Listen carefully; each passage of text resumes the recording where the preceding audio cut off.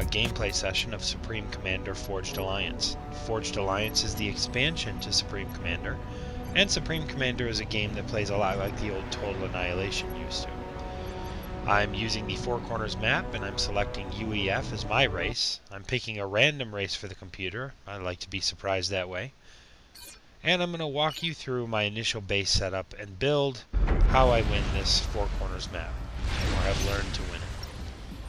The first thing I'm going to do is lay out 2 Tier 1 mass extractors, followed by 2 Tier 1 power units. I don't know the official names of the buildings and units very well, so bear with me.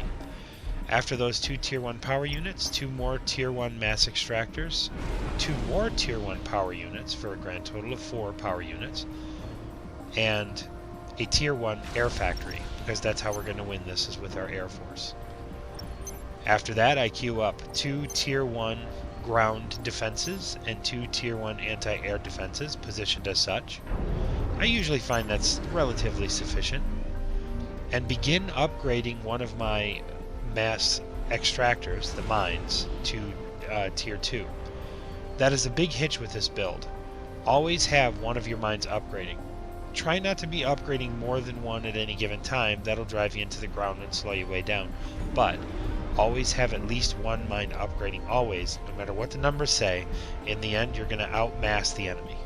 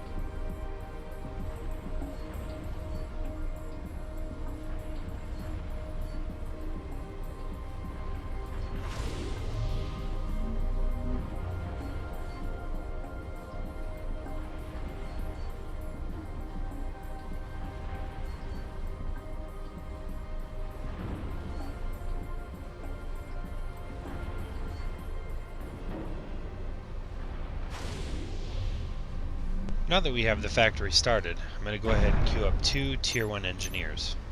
Each time the factory upgrades, I'm going to queue 2 more engineers, Tier 2, Tier 3. I'm also going to use my main unit here, since I'm going to have some working units to work with, to go ahead and expand our mass extractor operation to the coastlines. You can see there's 3 mass extractors out here on the coastlines, and we're going to go ahead and get those defended. This corner I found can be heavily attacked, so I go ahead and put double the defenses. And we're using the same strategy we used for the inner base, which is 1 anti-air and 1 ground turret. Once the hero is all queued up and working, that's going to take him a while to complete that. We leave him to his devices, and we go ahead and focus on our 2 little units that are going to roll off the conveyor. As soon as they come off, we're going to go ahead and grab the first one and get him queued up to produce 4 more Tier 1 power stations. Of course, putting those Tier 1 power stations right next to your main factory is going to reduce the energy cost of any units that come rolling off of it. That's how I understand it to the best of my ability. We're also going to use that same Tier 1 unit and queue up mass storage around all of our mass extractors. Mass storage next to a mass extractor will increase the amount of mass that the extractor extracts, ultimately maximizing how much mass you're going to get. And like I said, overmassing the enemy is how we're going to win this. I'm queuing this whole thing on 1 worker and having the second Tier 1 worker assist on him. Yet, provided, if that 1 worker takes damage or ultimately gets destroyed, I'm going to have to re-queue everything. But I've learned that usually 9 out of 10 they do not. So this is a reliable way to set up your base. Pretty hands-off, pretty carefree. You can see ultimately that I've surrounded every single mass extractor with mass storage and defended it with Tier 1 defenses.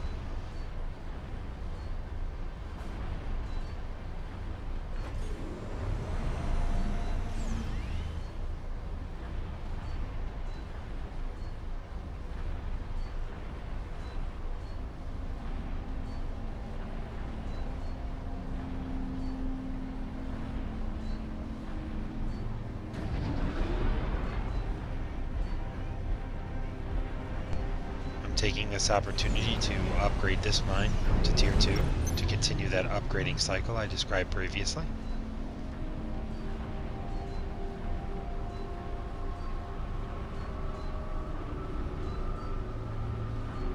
Once the 4th power unit is complete, we're going to go ahead and upgrade that Tier 1 base to Tier 2 and queue up 2 Tier 2 workers.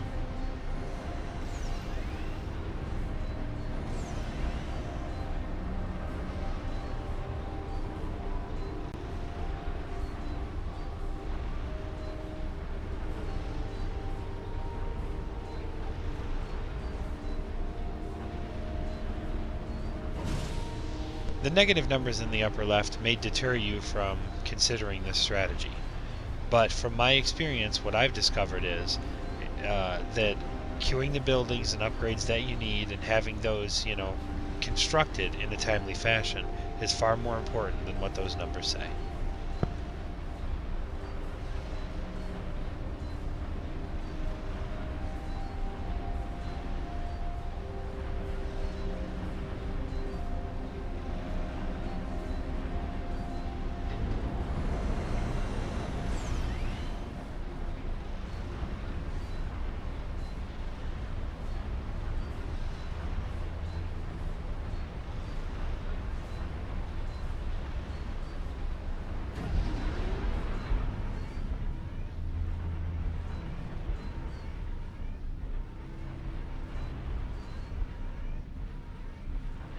Now that we're panned back, we can see that our base is a little better defended.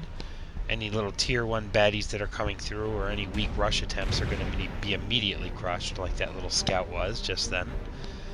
And the hero's moving forward to secure the coastline. Things are on schedule. We've had no complications so far.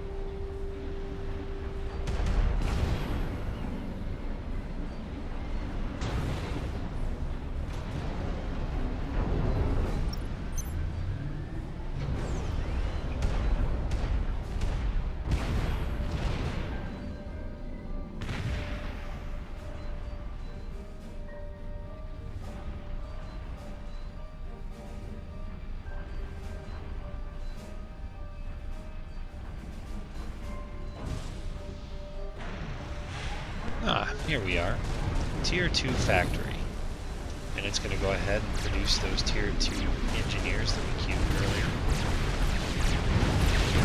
And we have a little bit of interference on the coast.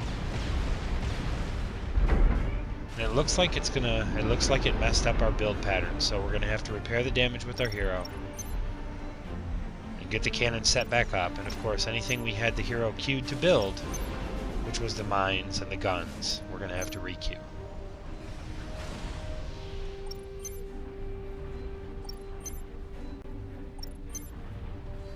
Finally, getting back over to the base, we grab that Tier 2 engineer, and we're going to go ahead and throw down a Tier 2 power plant. I generally place it right next to my headquarters, so that it can make that connection that I described previously, and give the headquarters that reduction on energy cost. After that energy plant, I go right into my Tier 2 defenses.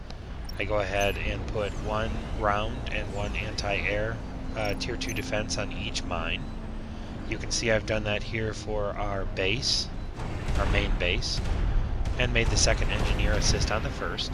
And keeping the first selected, go ahead and defend those exterior mines with 1 anti-ground and 1 anti-air each.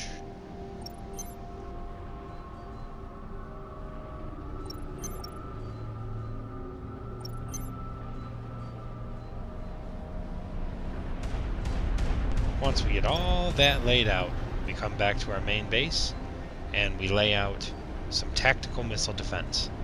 I find that 8 to 12 tactical missile defense usually does the trick in this particular build pattern, You can see how I have these 9s snugged right up against the mine. It seems to work pretty good. They're well centered in that position. Continuing the pattern, upgrade one of the outer mines.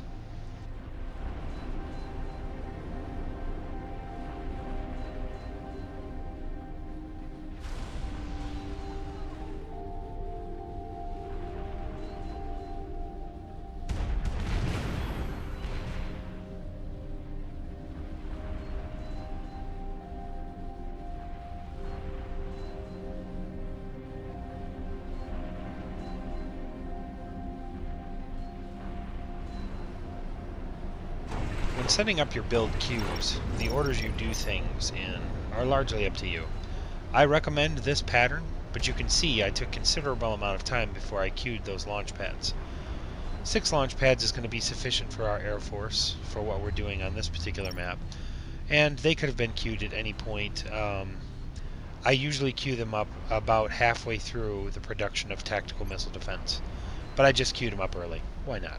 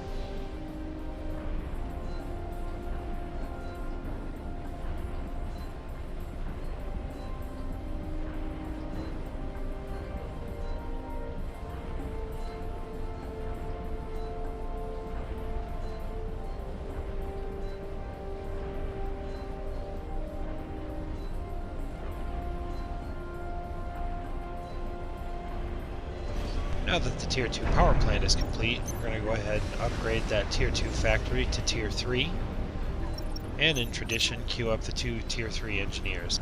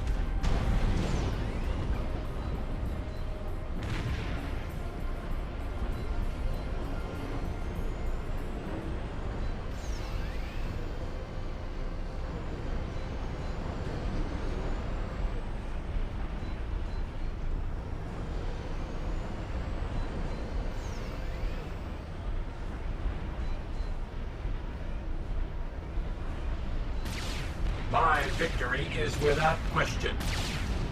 That's funny, like I just got trash talked by the computer. That must be the Sorian AI mod firing off some of those insults.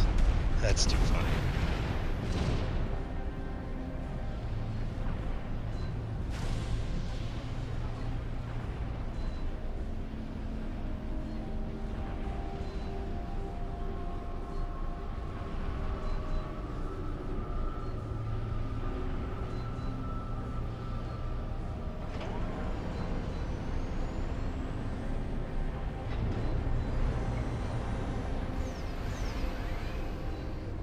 The further along this build goes, the more and more likely it is to become freeform in its own way, adapting to the computer's pressure, dealing with different terrain strategies and options, but for the most part it usually stays pretty patternistic.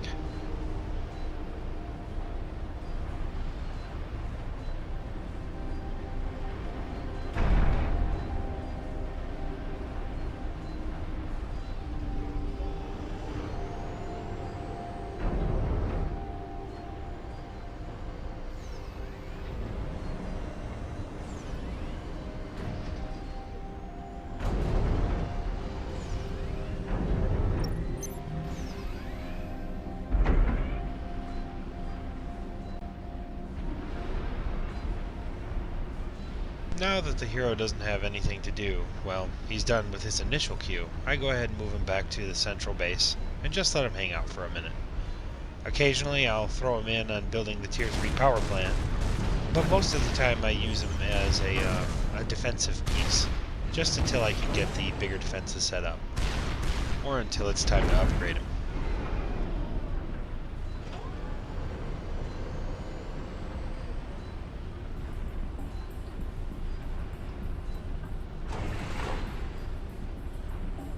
As our Tier 2 workers make their way to the coastline to set up those defenses we planned, we're going to go ahead and add some tactical missile defense to their queue. And most of the tactical missiles that are coming in are going to be stopped by these coastline defenses. But we have tactical missile defense on the inner base as well. Just for a little bit of insurance, those tactical missiles can be pesky. I've decided to put my main unit on helping the factory to upgrade since it's almost there.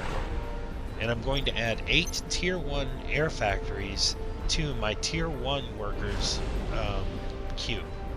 They're on their way now to go and finish building those exterior mass storage containers.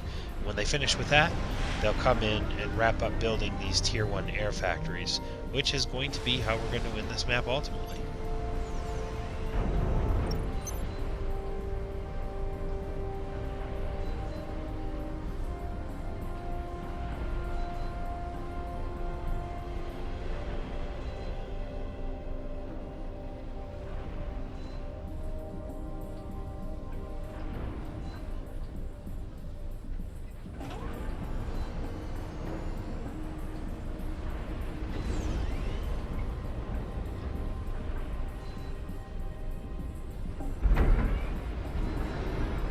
Now that that Tier 3 engineer is off the line, I'm going to immediately set him to building, you guessed it, Tier 3 power. And I'm going to put my hero on assisting that. And as soon as that second Tier 3 engineer comes off the line, he's going to assist on the first engineer. And we're going to get a few things queued up there. Oh, and it looks like we've run into one of those telltale complications. So I'm going to have to move my engineer out to give line of sight to that cannon, deal with that naughty boat, and some artillery. And the enemy is putting some pressure on me. That's fine, that's fine. But notice what happened. I had to think quick, and I had to use my workers in a way that disrupted their queue. So now I'm going to have to go through and re-queue everything that they were set up to do.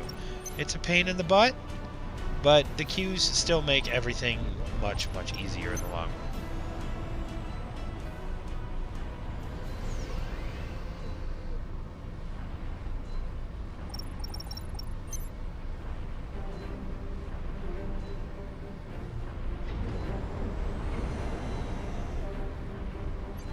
And now that we're back over to the main base, I'm going to go ahead and grab that Tier 3 worker, and I'm going to put down a shield. It's relatively centered on the base, a little bit of things hanging over there on the sides. I'm going to plop down an Omni sensor in an advantageous position. And I'm going to plop down some nuclear missile defense. A little unit there. And since I've got my hands on this guy, why not? Let's put down some Tier 3 ground and air defense. The UEF happens to have Tier 3 ground defense. I understand not all races do. But the UEF's Tier 3 ground is pretty devastating.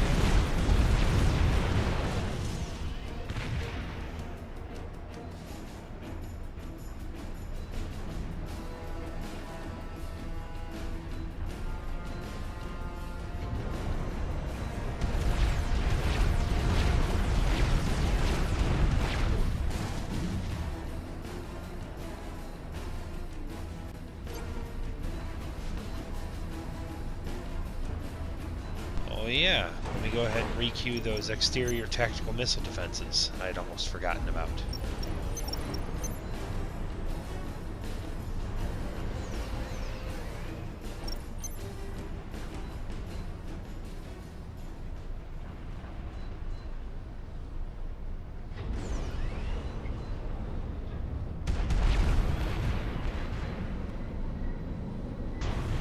Minor complications, but things are moving along nicely. We're going to go ahead and add Tier 3 defenses to our Tier 3 engineers queue for the exterior mines.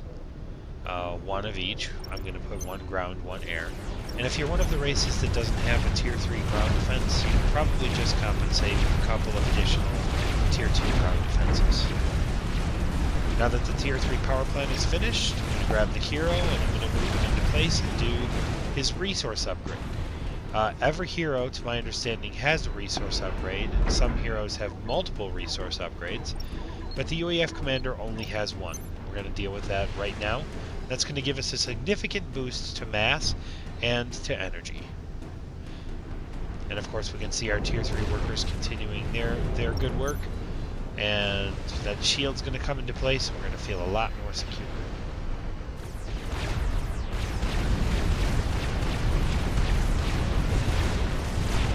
Wow, they want to pour the abuse onto that frontal mine. That's alright.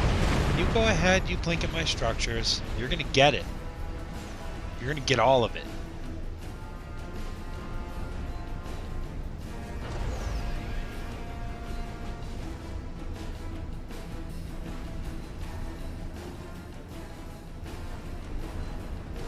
I guess I've decided to go ahead and create a Tier 3 engineer just for the purpose of restoring that front line. Normally not something I do. I try to cycle one of the engineers off to complete it. I like the pattern of twos, but this time they're just putting a little too much pressure on that front line, so it's going to get special attention.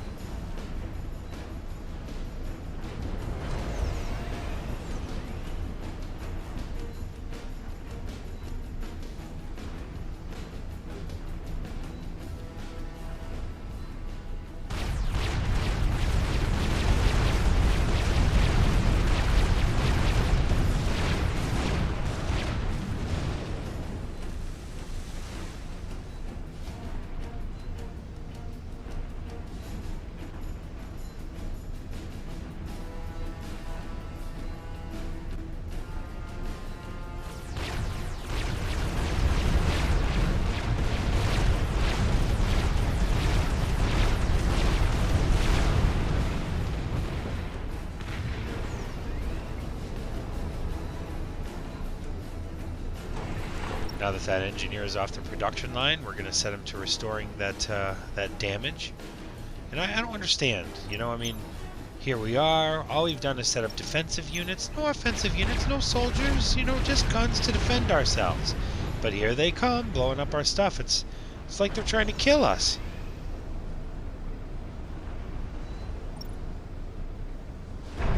Finally, we've come to the part of the map where we have to start focusing on our military a little bit. So I'm going to grab my Tier 3 factory and set up a patrol route. And then I'm going to crank out some Tier 3 gunships. I'm going to put the factory on repeat build. Then I'm going to go ahead and grab my hero and set him to upgrading to his tech level 2 upgrade. That'll give him the capability to build anything up to tech level Tier 2. The reason I generally like to choose the gunship for mass production: it has excellent hitting power for many of the ground units. It also has an inherent anti-air function, so in hordes it's pretty good against those big flyers as well.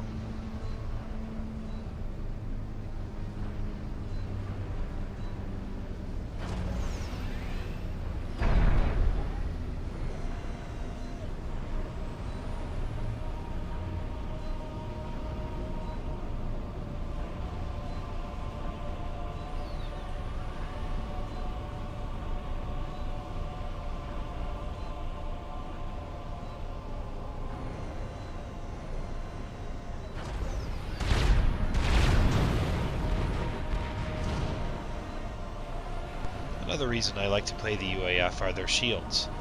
In general, I like the selection. Here I'm going to be using their Tier 2 shield to cover my frontline defenses, 3 smaller versions of the larger base shield I used.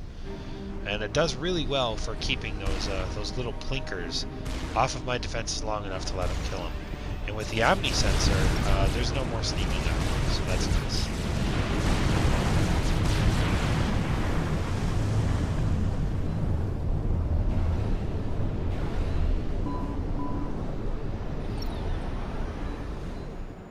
And wow, okay, zooming back in. Man, they've infested out there. My Tier 1 engineers have completed their arduous journey and returned to start working on the Tier 1 air factories.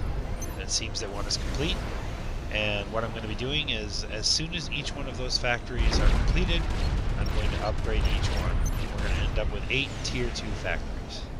I also took that opportunity to continue upgrading my hero from Tech Level 2 to Tech Level 3, and when that's complete, he'll be able to build anything that I need him to.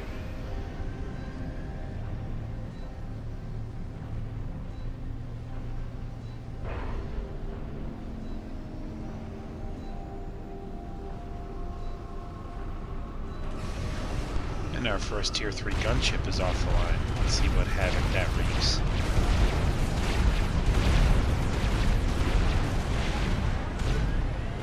Continuing to upgrade those factories to Tier 2.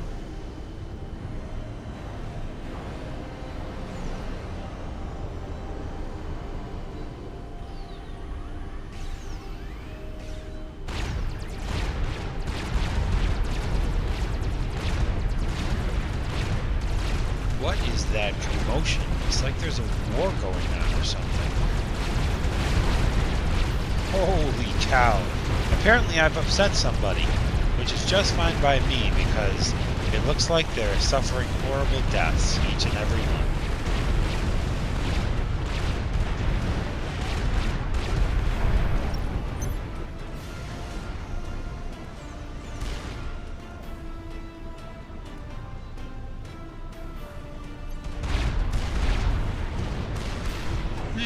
Tier 3 engineers are about to wrap up that nuclear missile protection silo, so I'm going to go ahead and add the second shield that I traditionally build to their queue.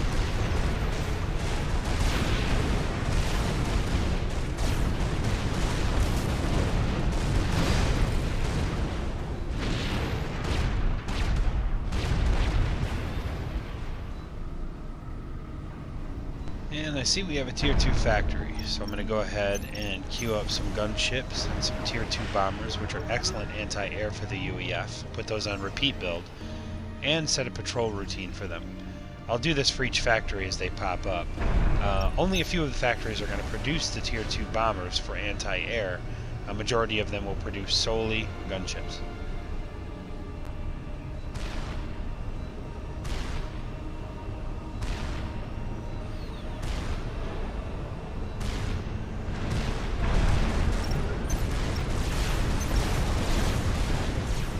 Oh, and a convenient land incursion. Oh, and they drive right into the shield, too. They are just the masters of insignificant, tiny little, but annoying damage to my structures.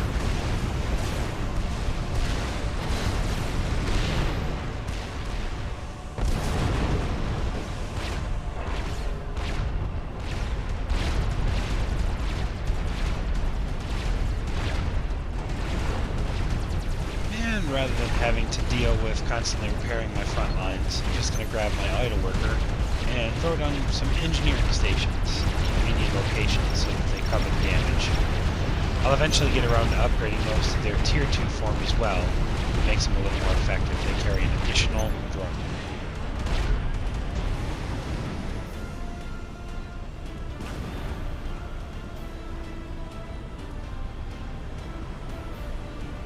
Factory ready to go. Let me get my gunships and bombers queued up as I described before. We are only going to have 4 factories actually producing those bombers for now, and maybe toward the end less. But generally with this setup, 9 total factories, I generally have just under half producing the bombers for anti-airs.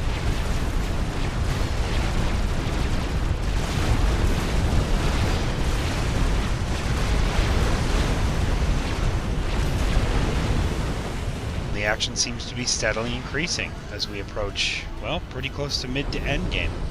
They may not think so, but... And the 4th and final bomber factory is finished, and setting up the patrol routine for that, as I have for all the rest.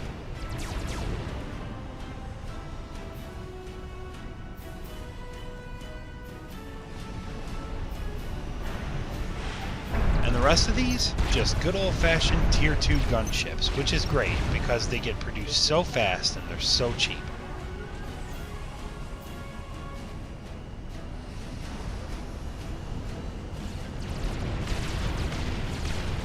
Upgrading those newly constructed engineering stations. And at this point in the game, most of the mines that you intend to control should be pretty close to max level.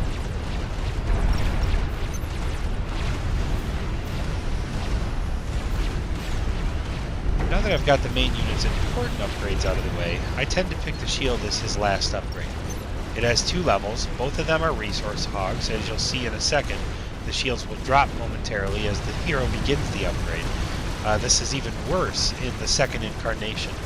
So when upgrading your hero, keep this in consideration. Make sure you have enough troops and or guns to where you can suffer the shield loss, if you need to.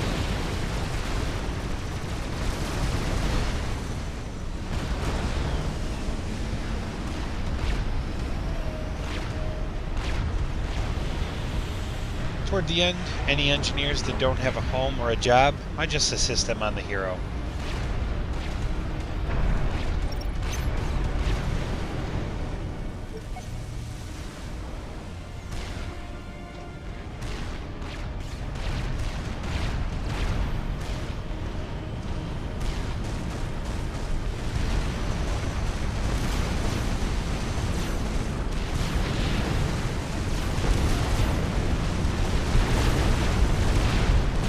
Yeah, they favor this corner. They'll pour in here. Now that I've got the Air Force swinging out over the water, they'll focus their attacks more here than anyplace else. Of course, ideally, they won't have much more time left to launch those attacks. Just finish so I can upgrade it. Just finish so I can upgrade it. Finish it. Finish it. Engineering station. Finish it so I can upgrade it. Finish. Oh, just... Oh, yeah. Oh.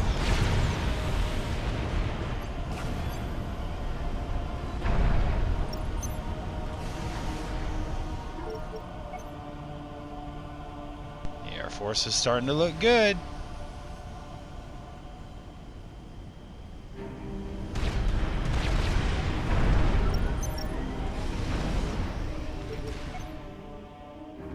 And that is it. That's the last factory. Everything's queued. Now we just have to sit back and let our Air Force finish building up, demolish these incoming imbeciles, and when it's beefy enough, we'll go ahead and send them out. Finish this thing.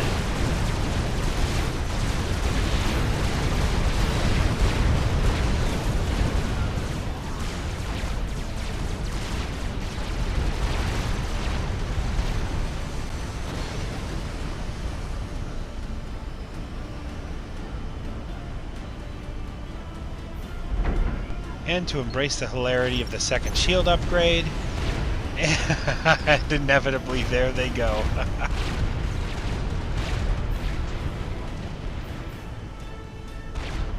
Feel so vulnerable.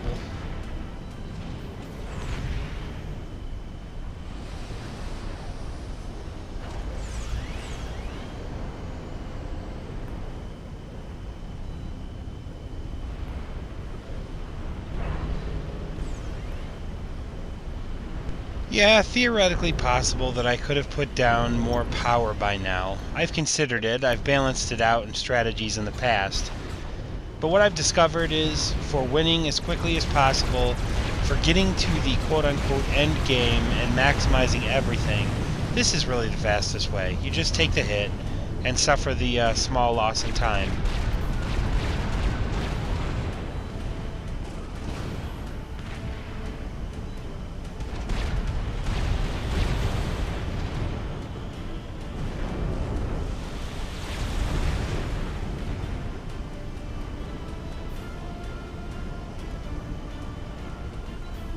Good lord, that upgrade takes forever.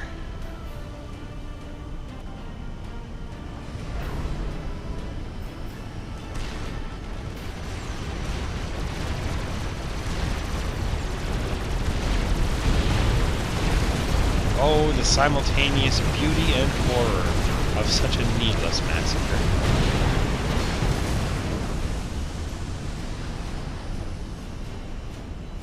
At the beginning I mentioned that when you start reaching endgame, your strategy becomes a little more amorphic. That's what's happening here. I've basically reached the end of my build pattern. I don't necessarily need this Tier 3 power plant, but I want to make sure that my factories are only limited by mass. That's going to be the big bottleneck. It should always be. And so I'm going to go ahead and have my fully upgraded hero throw down that Tier 3 power. He's going to do it lickety-split too, because he's fully upgraded. And because he wants to get to smacking down that trash-talking computer nerd.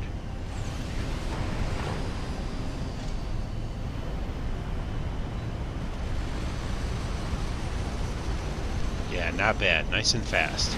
You know, from a Supreme Commander point of view.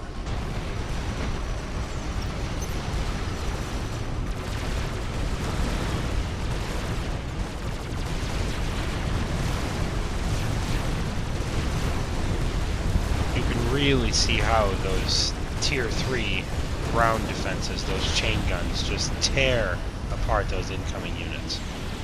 That's due in part to the Omni sensor as well. As long as I can see them coming, those guns have insanely long ranges. They're going to saw them down. Navy in this little map is practically useless against me at this point. Practically. Those missile ships have insane range.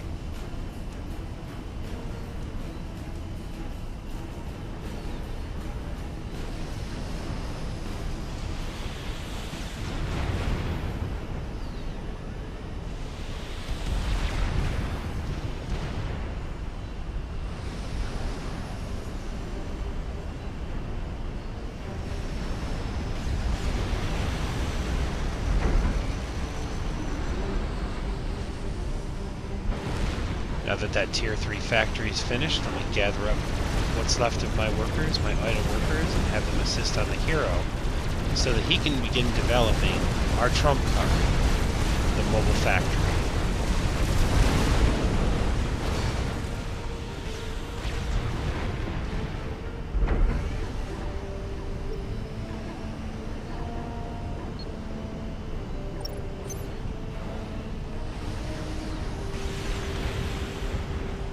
And there it is, big and beautiful, and ready to destroy everything. Well, it's a little bit weak in the hit point category, but those guns are insane. And this is it. It's time to go ahead and queue up a crazy attack pattern. I prefer a nice zigzag across the enemy's resources to try to erase as much as possible. And what we have of our Air Force is going out now. Let's just sit back and watch how these little blue dots eat up these little black dots. It's going to be great.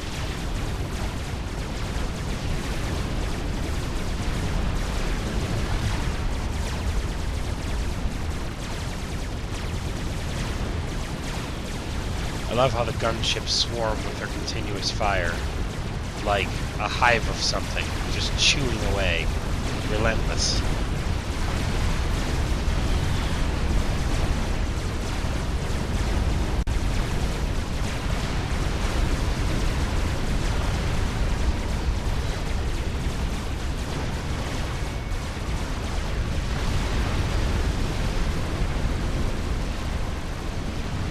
Oh yeah, they were not prepared.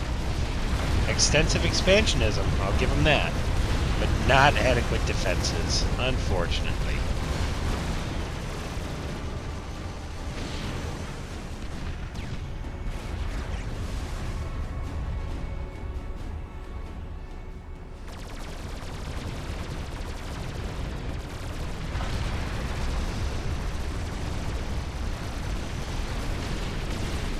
Looks like maybe a small naval movement's coming my way. This should be pretty entertaining.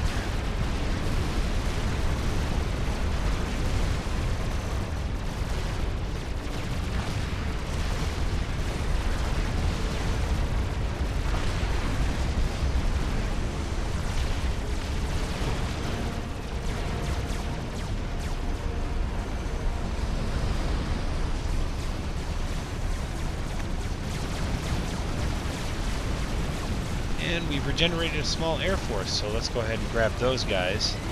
And we're going to go ahead and attack right on down into the base beneath while our other force crams in for a nice pincer effect.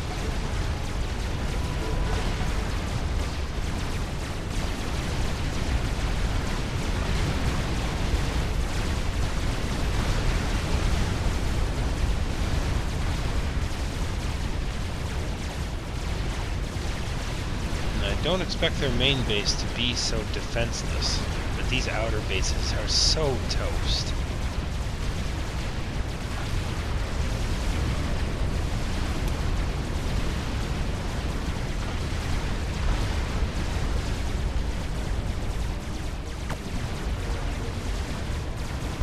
Right now, on the right-hand side of the screen, 4 suicidal idiots are just going to fly in there and just be forgotten forever for no reason.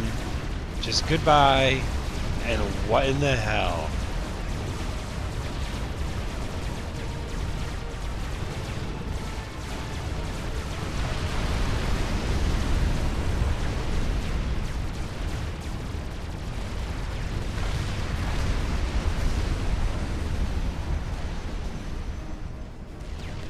Perhaps that blob of black will finally let itself be dealt with. Oh, busted. All my mines aren't fully upgraded. They probably should have been by now. Oh well, I'm still kicking their butt.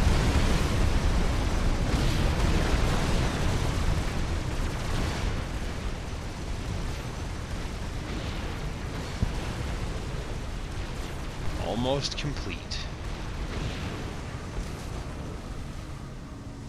Now that that nasty business is over, let's finish with even more nasty business and attack that final base.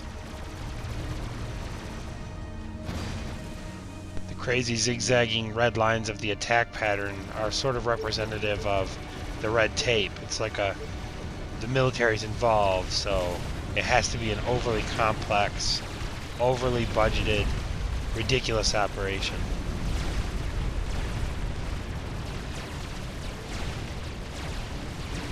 Yeah, that's nice. Let's zoom in and take a good look at the carnage. Yeah. Yeah, remember what we said before? We just wanted to be left alone.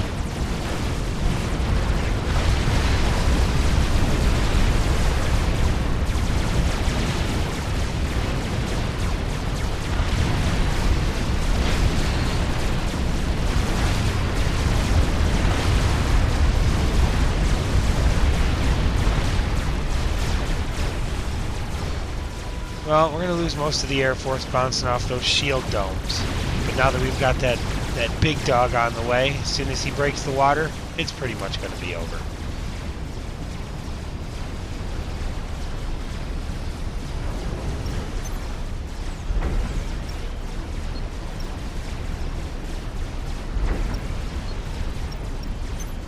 And mobile factory du jour.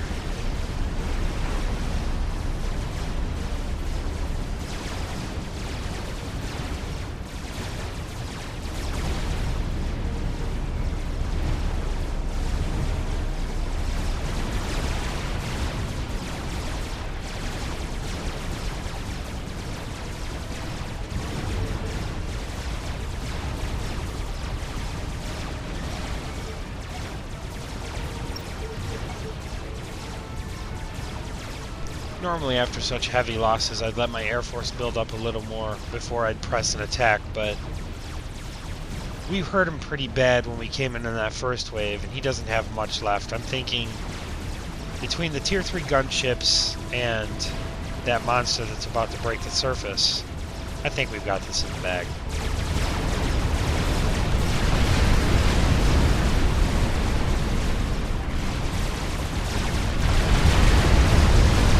Pure and wonderful, unhindered destruction.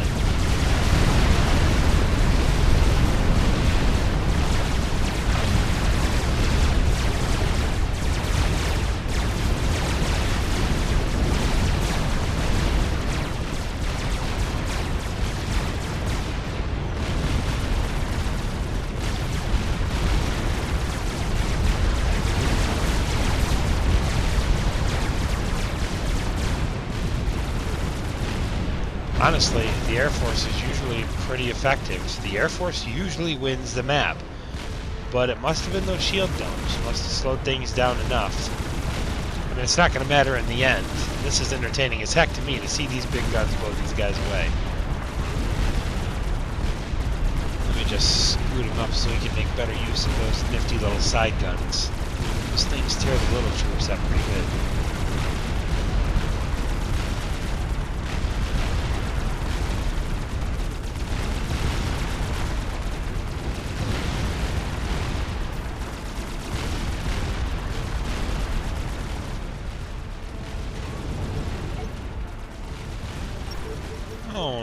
regenerated a small air force, so the pain in Spain falls mostly on black space.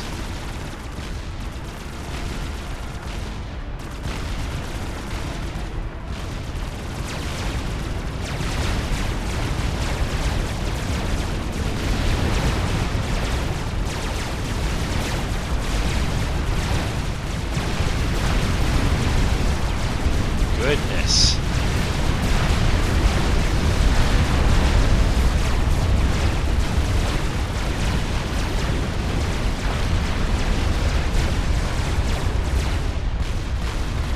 That is some ferocious anti-air they've got. That's what's doing it. The shields and the anti-air. That poor Air Force.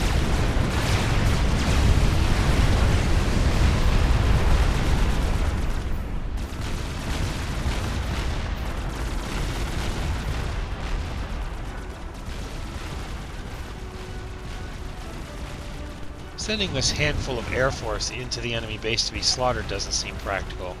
So I'll just send them over to wipe out the enemy that seems to be festering on the corners. And I sucked big time at creating a comprehensive patrol route here. Just laugh with me at myself. Also, the second mobile factory is off the line and heading toward the enemy base.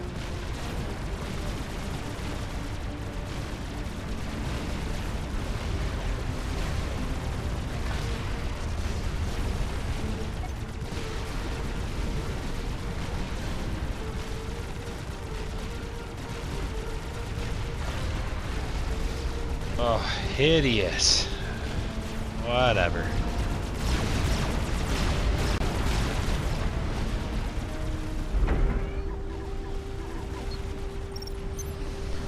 Pointless, but so are video games.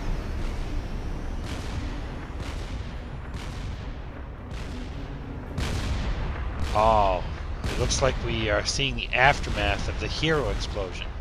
We totally missed it. I would have loved to have seen that gigantic explosion. Well, let's just cleaning up the slop now. It's over.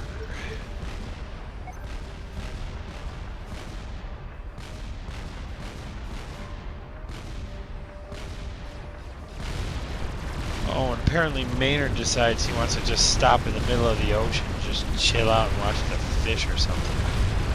But he may as well, because that looks like it's it. There's no more enemy presence on the map. Oh, one more little dude that we need to wipe out to the north. Just sitting there waiting for his destruction. We're going to wipe him out and it's going to be over. But that is basically it. That is my build strategy. From top to bottom. It's how I win, in particular how I win 4 corners. But for the core base, those first 4 mines, I follow the same strategy every time. In particular, of course, when trying to win with my Air Force. And then I just adapt based on whatever the map that I'm playing throws at me from there.